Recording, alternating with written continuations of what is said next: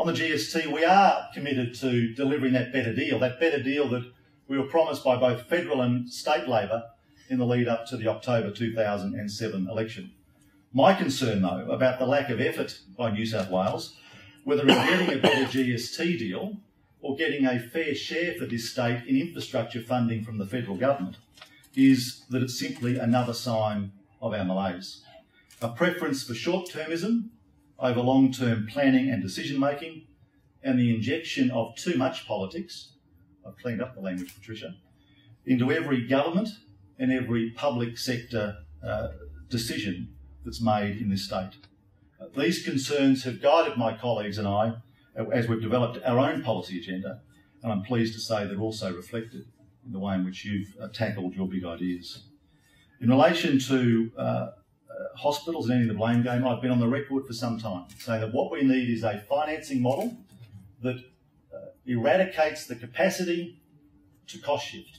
And cost shifting occurs now by both federal and state administration. No one comes to the table with clean hands. And it was best evidenced, but I don't want to pick on the feds completely, best evidenced last year by the federal government's decision to cut back on the rebate for cataract operations, a federal saving, without recognising the cost that that would add to cataract operations in public hospitals. So it's a false economy. At the end of the day, the same taxpayer ends up paying for it. We argued a year ago when we released our health management plan that the best way to manage our health services is through greater localism and greater accountability.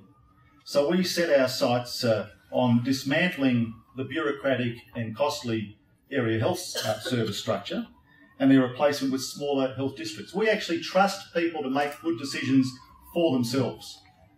And what we want to do is set up district health boards comprising representatives of local health professionals and suitably qualified members of the community to determine how those health funds allocated to those districts can best be spent to meet the needs of that district. Because currently we have in North Sydney a health system run on a one-size-fits-all approach. Whether your hospital is, as it is mine, Hornsby Hospital, whether it's Tweed Hospital, or whether it's one of the smaller hospitals across the state that is struggling because it's being funded according to this one-size-fits-all template that seems to dominate not just in health but in other areas of state government. And extra accountability is also involved in our proposal because these district boards will also have access to the books. And this is pretty scary for our Labor opponents. It means that they'll be able to argue the case for better funding, for more funding, if they think they're being shortchanged. The current game within health seems to be ensuring that nobody has access to the real information, not even the ministers at times, because it's massaged so often, because they're terrified about people understanding where it's going. In relation to the current Rudd government's proposals, we remain concerned about the details of the efficient price, the future of regional and rural hospitals, the possibility we have to pick up huge increases beyond the efficient price that is described, and the apparent lack of clear accountability between local hospital networks and state and federal governments. A deal that doesn't have accountability built in is going to fail.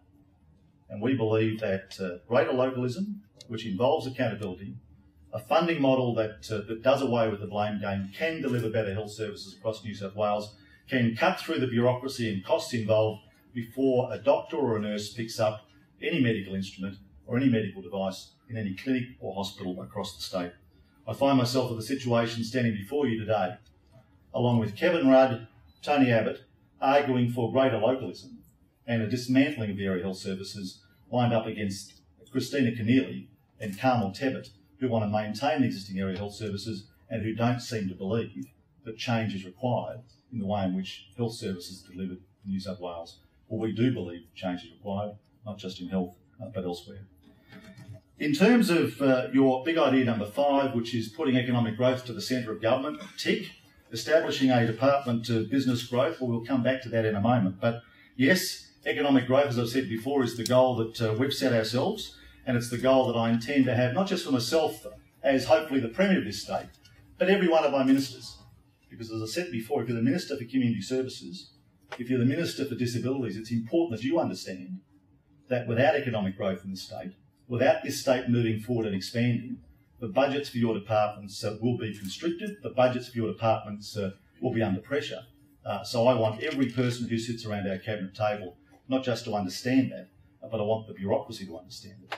And for a bureaucracy that is allegedly reformed, can I say to you that the number of people who meet me in the street, stop me at airports, or come and see me formally, who tell me that they have a great idea, and who knows whether it's a great idea, but they can't even find the door to go into to have that idea assessed, is legion.